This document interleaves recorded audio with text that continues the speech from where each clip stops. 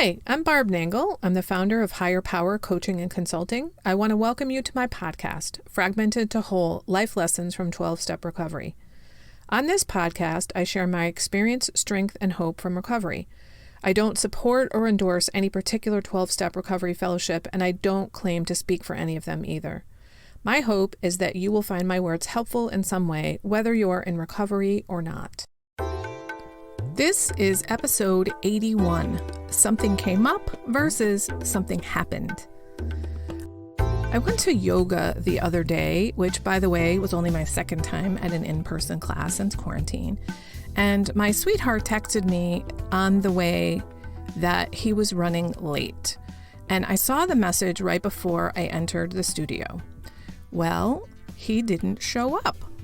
So my mind did the thing that I think a lot of people's minds do, which was to try to figure out why he wasn't there. And my thoughts went down the road of negativity, where I started thinking something must have happened to him. As time went by in the yoga class and I began to focus on the present moment and being in my body, which is why I was there, I had the thought pop up, something must have come up.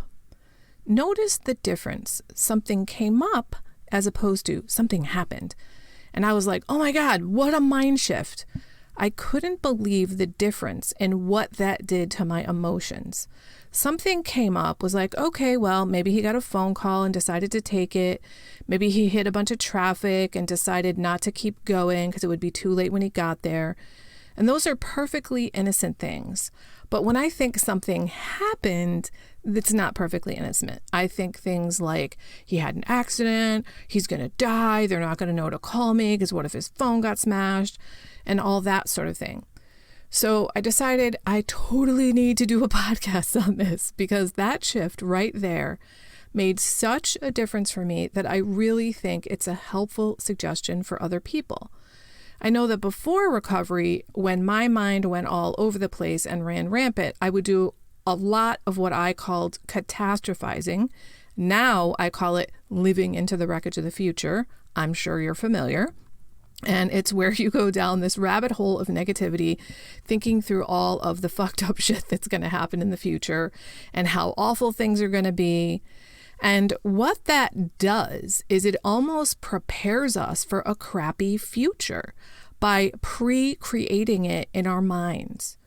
You activate yourself and you trigger yourself. You put yourself in this state of activation. So this little mind trick I just came up with is a really good way of switching that off. Thank you, yoga.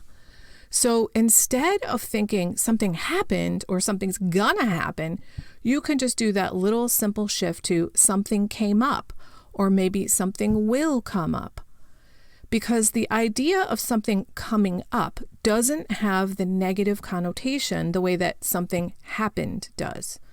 This is a perfect example of how important changing perspective is. I just saw a quote recently that said, water the flowers, not the weeds. In other words, focus on the positive and not on the negative. What you water will grow. What you pay attention to grows. If you pay attention to the negative thoughts and negativity, that's what you're going to experience. If you pay attention to positive thoughts and positivity, that's what you're going to experience. So it doesn't matter if I think something came up or something happened in terms of what actually happened. The facts are the facts. And the fact is, he decided he was running so late that he opted not to come. For me, worrying about the future or living into the wreckage of the future did me no good. I don't think I understood I had a choice about my thoughts before recovery, or that I didn't have to believe my thoughts just because I think them. Now I understand I actually do get to choose my thoughts.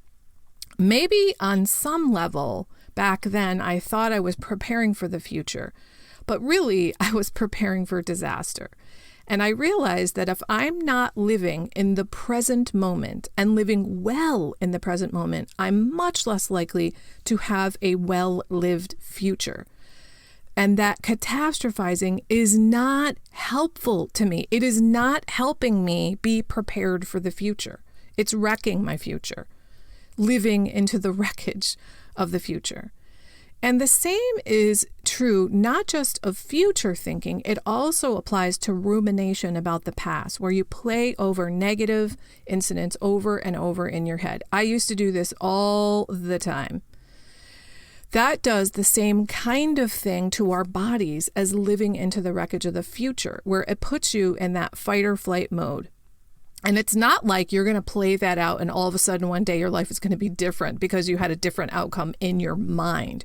You can't change the past, but you can change what you think about the past. You can reinterpret things in a more positive light.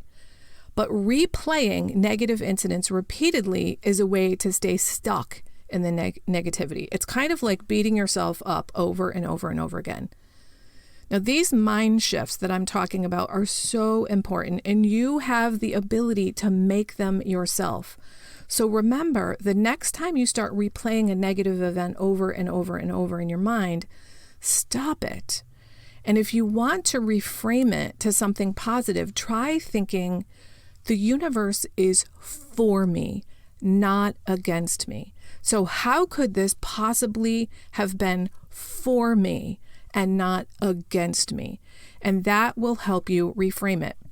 I'll give you an example of how I just used this recently. I had this situation with a few different friends, and I was trying to figure out what was going on, and I was really upset about it. And I went, wait a minute, the universe is for me, not against me. So if this situation was for me rather than against me, how could that be? And I realized, one, it could be the universe is making room for me to have more amazing friends, or it could be I'm going to have some frank conversations with my friends and become a little bit more intimate with them and have an even more amazing friendship with them than I already have. So that's an example of how you can apply if the universe is for me, not against me thinking.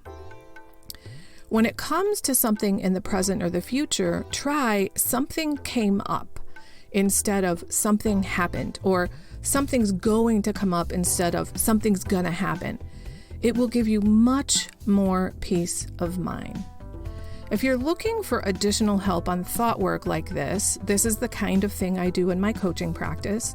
And I just published a piece on medium.com called How to Upgrade Your Life by Improving Your Thought Life. It gives several other suggestions to improve your thought life. May you be well, may you be at peace, and may your thought life be serene. That's it for today. Please share this episode with anyone who might find it helpful. If you like what you've heard here, you might be interested in private coaching with me. If that sounds like you, then head on over to barbchat.net, or you can get on my calendar for a free 20-minute consultation to help you make lasting changes in your life, like I've made deep, lasting changes in my life. My ideal client is someone who is ripe for change, but I'll coach anyone who wants to be happy, joyous, and free. So if that's you, then go to barbchat.net and get on my calendar. I'd love to chat with you. Please like and subscribe to this podcast on your favorite podcast outlet. This helps other people find me. Thanks for listening.